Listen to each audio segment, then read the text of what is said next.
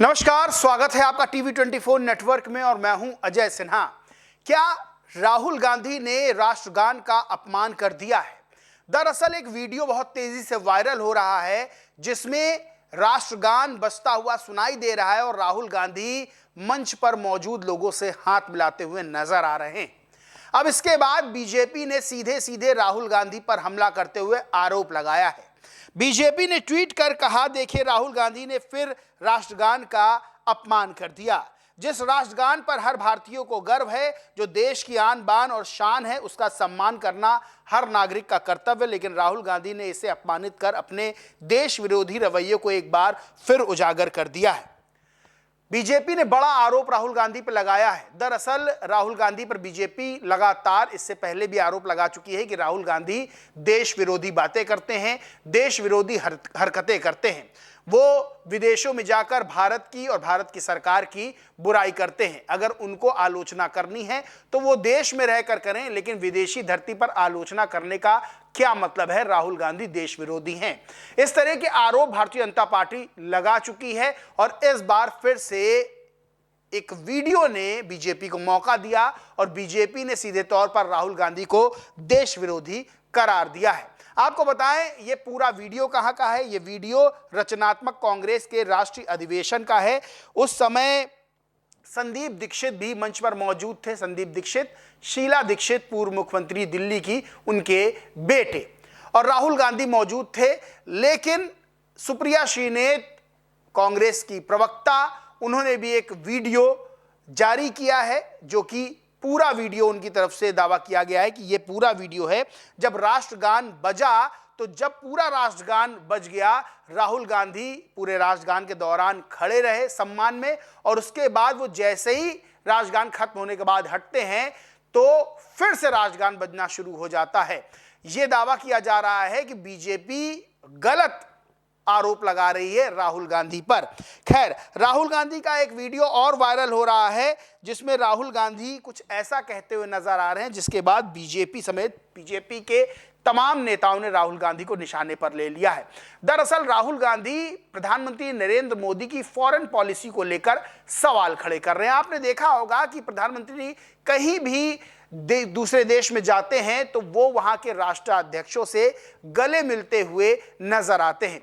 गले मिलना स्वाभाविक मान सकते हैं, क्योंकि जब हम लोग भी किसी अपने से मिलते हैं तो या तो हाथ मिलाते हैं या आत्मीयता से गले मिलते हैं, पीठ पर हाथ रखते हैं, और ये मिलने का एक तरीका होता है।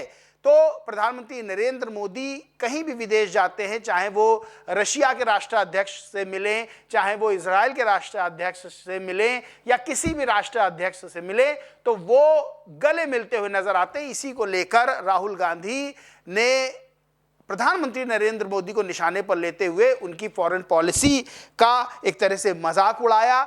लेकिन जिस तरह से राहुल गांधी ने जो भाषा यूज की और जिस तरह से इटली की राष्ट्राध्यक्ष को लेकर उन्होंने कमेंट पास किया, उसके बाद वो बीजेपी के नेताओं के निशाने पर हैं। दरअसल राहुल गांधी ने कहा कि ये अजीब ही इनकी फॉरेन पॉलिसी, ये सोचते हैं गले मिलना ही फॉरेन पॉलिसी है, यानी इनके दिमाग में कुछ भी आ जाता है, कहां से डाला कहां को घुसा, ये शब्द राहुल गांधी बोलते हुए नजर आए।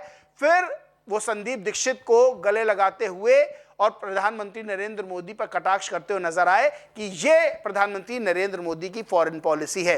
इसके बाद संदीप दीक्षित आते हैं राहुल गांधी के पास और राहुल गांधी से कहते हैं कि कहीं आपने जॉर्जिया मेलोनी समझ के तो मुझे गले नहीं लगाया। इसके बाद वहां हंसी ठहाके होने लगते हैं, लेकिन भारतीय जनता पार्टी ने अब सीधे तौर पर इस बात को लेकर राहुल गांधी को निशाने पर ले लिया है।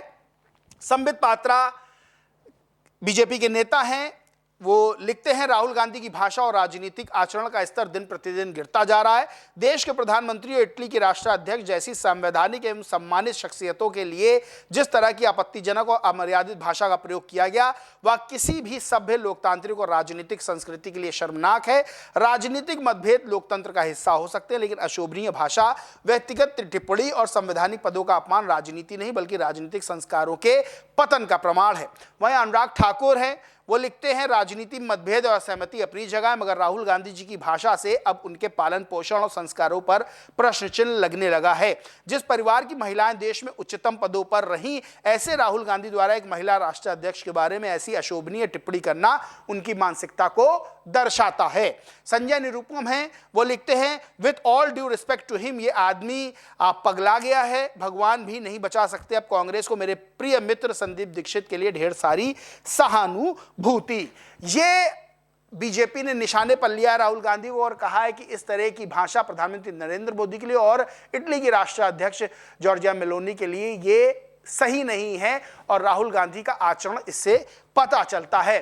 खैर, राहुल गांधी ने जो शब्दों का प्रयोग किया, कहां से घुसा कहां को डाला, इस तरह के जो शब्द है इसको लेकर भी राहुल गांधी की आलोचना हो रही है और राहुल गांधी ने जिस तरह से जॉर्जिया मेलोनी को लेकर प्रधानमंत्री नरेंद्र मोदी पर निशाना साधा, उसकी भी आलोचना हो रही है। दरअसल संदीप दीक्षित के द्वारा ये बात बोली गई थी जिस पर राहुल गांधी भी संदीप दीक्षित से बात करते हुए नजर आ रहे हैं, वहां ठहाके लग रहे हैं और ये वीडियो बहुत तेजी से वायरल हो रहा है।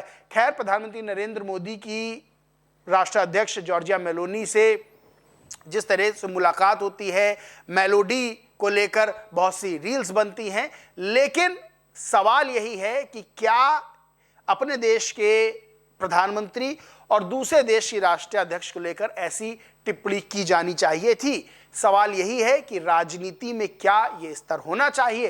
खैर, राहुल गांधी को लेकर भारतीय जनता पार्टी हमलावर है, तो वहीं कांग्रेस भी बीजेपी के आरोपों पर पलटवार कर रही है। इस पूरे मामले पर आप क्या सोचते मानते हैं, कमेंट करके जरूर बताएं। वीडियो अच्छा लगा हो तो लाइक करें, शेयर करें और चैनल को सब्सक्राइब नहीं किया तो सब्सक्राइब करके बेल आइकन जरूर दबा लें। धन्यवाद।